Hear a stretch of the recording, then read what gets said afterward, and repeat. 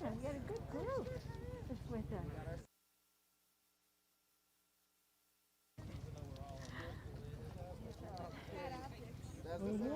Good afternoon, everyone.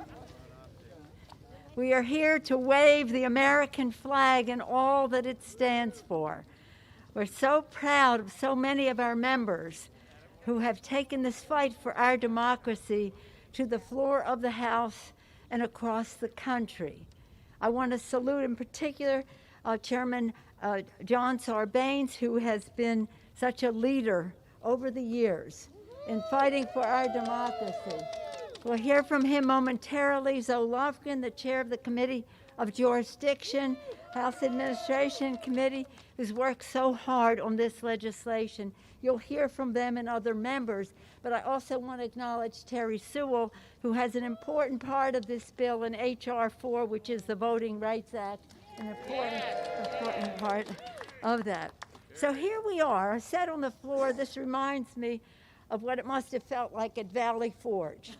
Everything is at stake. We must win this race, this fight for this bill, because at the same time as we are gathering here to honor our democracy across the country, over 200 bills are being put together, provisions are putting forth to suppress the vote. To suppress the vote, how could it be? How do we pledge allegiance to the flag in this capital, this temple of democracy, while at the same time supporting voter suppression across the country? So what we are doing in this fight that we're engaged in is to empower the people. This is called the For the People bill. And in doing so, we combat big, dark, special interest money in politics and amplify the voice of the American people. We fight foreign interference in our elections. Foreign interference in our elections. We expand voting rights. We fight political gerrymandering, and we crack down on corruption. The bill, as Mr. Sarbanes says, caffeinates every other issue because it gives people confidence that if we come down on the side of the people's interest, not the special interest, we will be able to have policies that are for the people. Policies to help us build back better, to end a pandemic and address economic disparities, end gun violence, and by promoting gun violence prevention, which we hope to do shortly, to have a national reckoning on racial injustice and to address the surging climate crisis, just to name a few issues that are affected, and again, to raise the minimum wage, just to address a few issues that are affected by big, dark money weighing in the Capitol. So today, members of Congress will have a choice. They will have a choice to vote for the people's interest and expanding the voices of the American people, or to vote with the special interest and further empowering big, dark money, which suffocates the system. The person who has done so much to give us that choice today is the chair of the task force that brings us this For the People, H.R. 1, of primary importance to us, John Sarbanes from the great state of Maryland. Mr. Sarbanes. Thank you very much, Madam Speaker. Thank you for designating the For the People Act H.R. 1, and thank you for entrusting this caucus to assemble a transformative set of democracy reforms that we can give to the American people. Over the last few years, we know, you know, the people have become deeply cynical about politics and government. They don't see their voice represented in the system.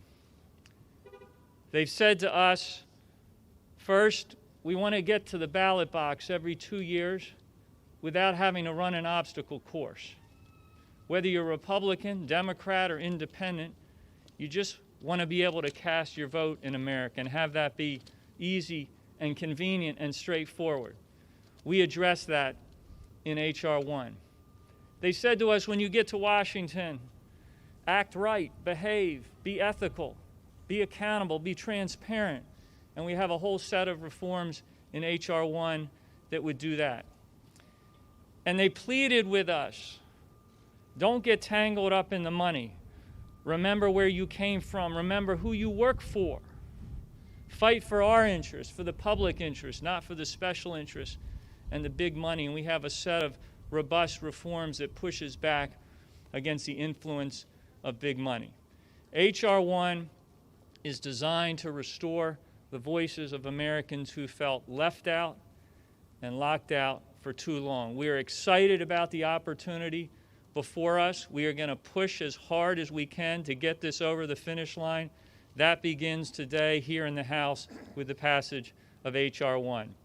And now it's my pleasure to introduce the person who's done more than anybody in terms of the brass tacks of pulling this bill together, getting it through the House, getting it onto the floor, Zoe Lofgren, the chair of the House Administration Committee.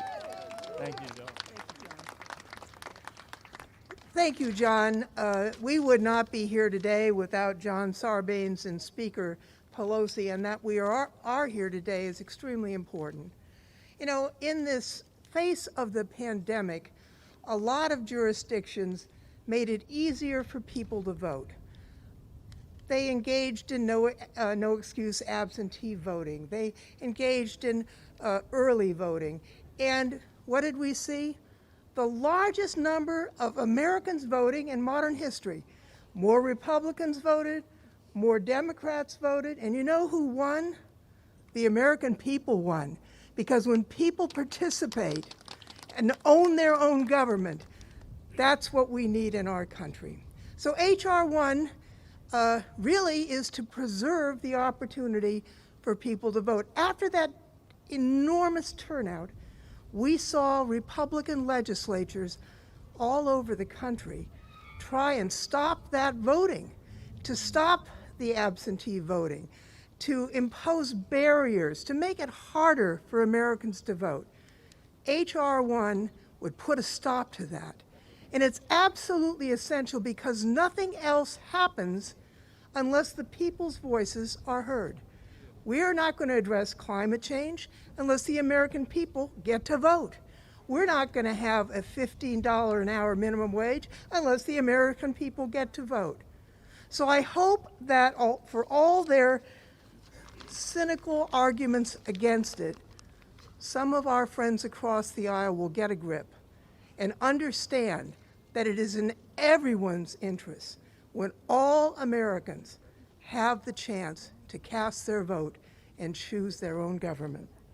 At this point, I would like to recognize someone who was elected for the seat held by our beloved John Lewis.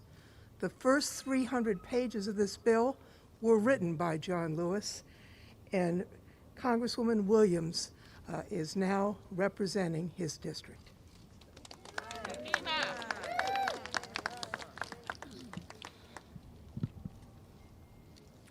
In my home state of Georgia, Republican state legislators have unleashed an unprecedented torrent of voter oppression schemes to make it incredibly hard to vote and to silence our voices, especially communities of color. As we saw in the 2020 election and in the 2021 runoff election, Georgians are not afraid to fight daily for what so many take for granted in this country, including the right to vote. But the sad part is, y'all, we shouldn't have to. No one should be subjected to the daily threats of their rights being taken away. H.R. 1, the For the People Act, would put a stop to the voter suppression that we're seeing being debated right now in Georgia by taking an aim at the institutional barriers to voting. H.R. 1 would also create a national standard for voter registration because your zip code should not determine your access to the ballot box.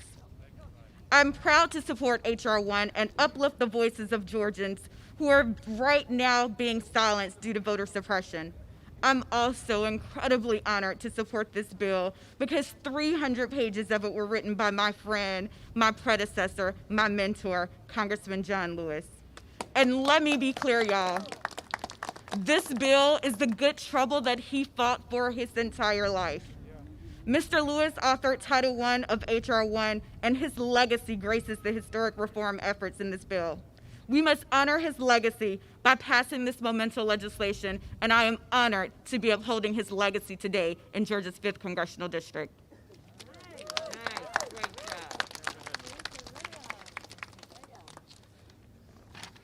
Good afternoon, everyone. First of all, let me say I'm out of Orange County, California, and if you want to have a lesson on voter suppression, come down to Orange County. We'll talk about it. A cup of coffee will get you about an hour's lecture.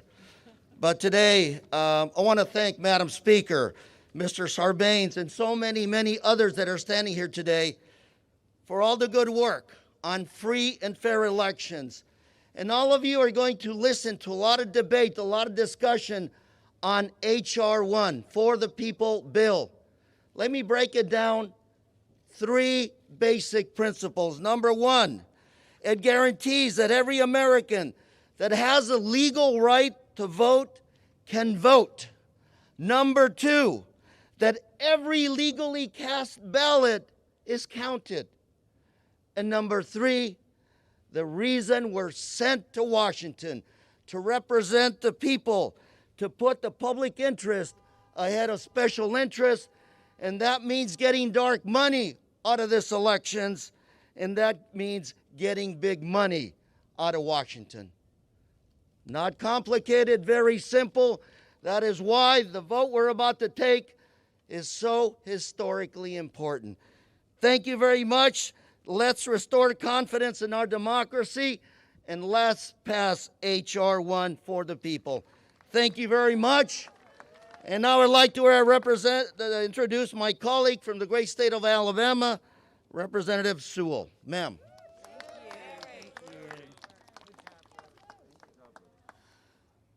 As the proud representative of Alabama's Civil Rights District, Birmingham, Montgomery, and Selma, it is my honor to be the lead sponsor of H.R. 4, the John Roberts Lewis Voting Rights Advancement Act, which along with H.R. 1 will restore democracy for the people.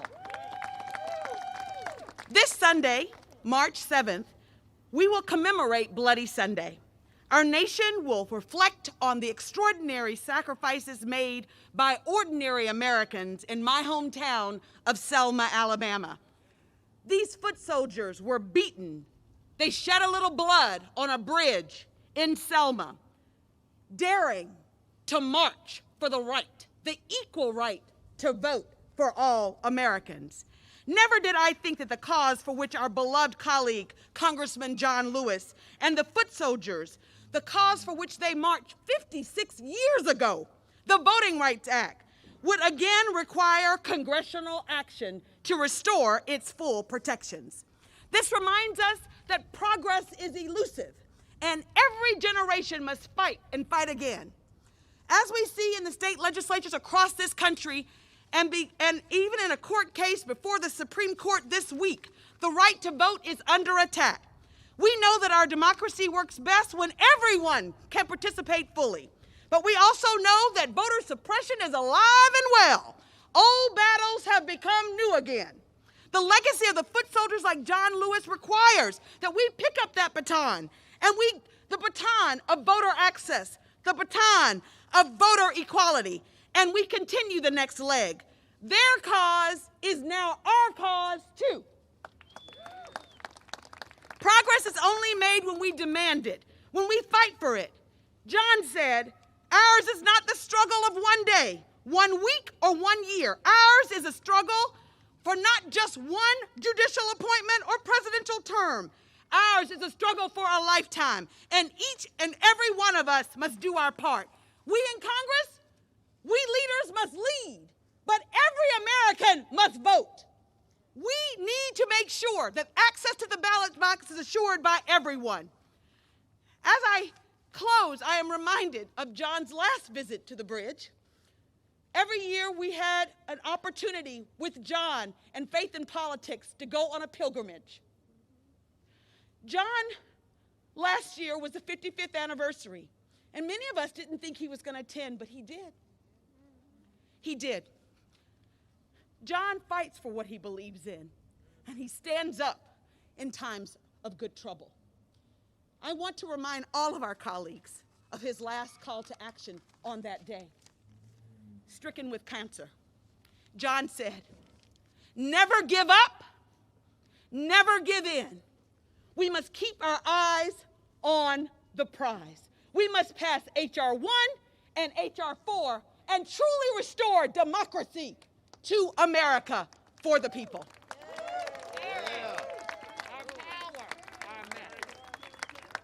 Thank you, Congresswoman Sewell, because that inspiration will take us over the line.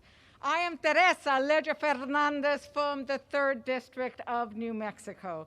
And I also want to thank the Speaker and Representative, where are they? They've gone. And Representative Sarbanes and Lofgren, because they have given us both the vision and the leadership. You know, Americans across the country, no matter their political affiliation, they just want a democracy that works, a democracy that values and empowers them. We should strive to be an example of democracy across the world, and that's exactly what For the People Act will do. You know, voting should be a celebration, right? It should be a celebration, not an endurance event where Black, Latino, and Native American voters need to wait for 6 to 8 hours just to vote. Increased voter participation should be all of our goals, Republicans and Democrats, because anything less is a violation of our democratic ideals. We must pass the For the People Act because, yes, we heard it, right? Democracy is where we start to inspire us to work on the issues that the people overwhelmingly support, like climate change, like lowering the cost of healthcare, and like building an inclusive society. So I want to just say muchísimas gracias to all of the leadership, to all of you who will be supporting us, and turn it over to my colleague, Representative Mondaire Jones from the great state of New York.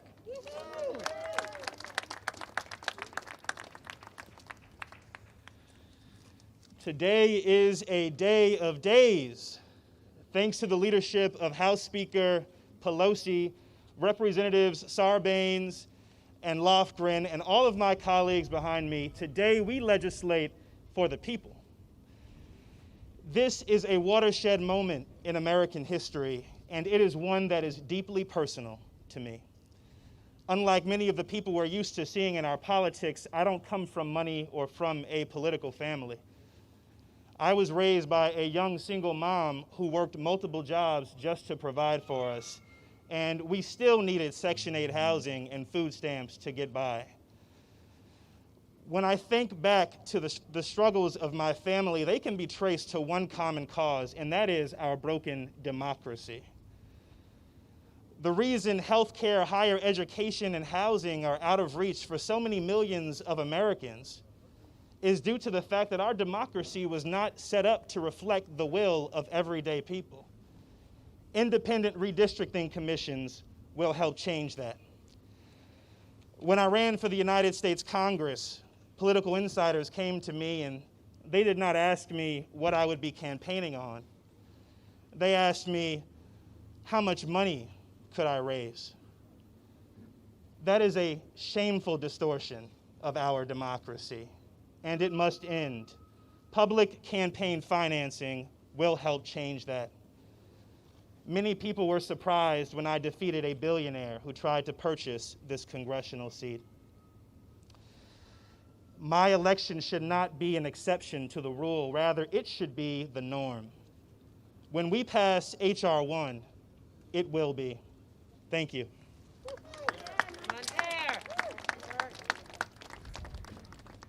Mondaire, thank you, and thank all of my colleagues. And I want to thank this amazing caucus standing behind us. H.R. 1 is a collection of over 60 pieces of legislation introduced over a period of many, many years, assembled into an overarching package that can make a difference for the American people. The choice here is clear. You've heard it. You can win on the basis of your ideas and the programs that you put forward, which is what we choose to do. Or you can try to win by suppressing the vote, drawing unfair districts across the country, and using big money to spread disinformation. We choose to open up the ballot box. We choose fair districts that respect voters. We choose to fight for the public interest, not the special interest. And all of those things are none of those things are controversial. Everything I just mentioned is for the benefit, not exclusively of Democrats, but for the benefit of Democrats, independents, and Republicans. That's what this is about. So we're excited today. We're excited about making progress. We're excited about H.R. 1, and we are ready to restore a government that is truly of, by, and for the people. Thank you all today for coming.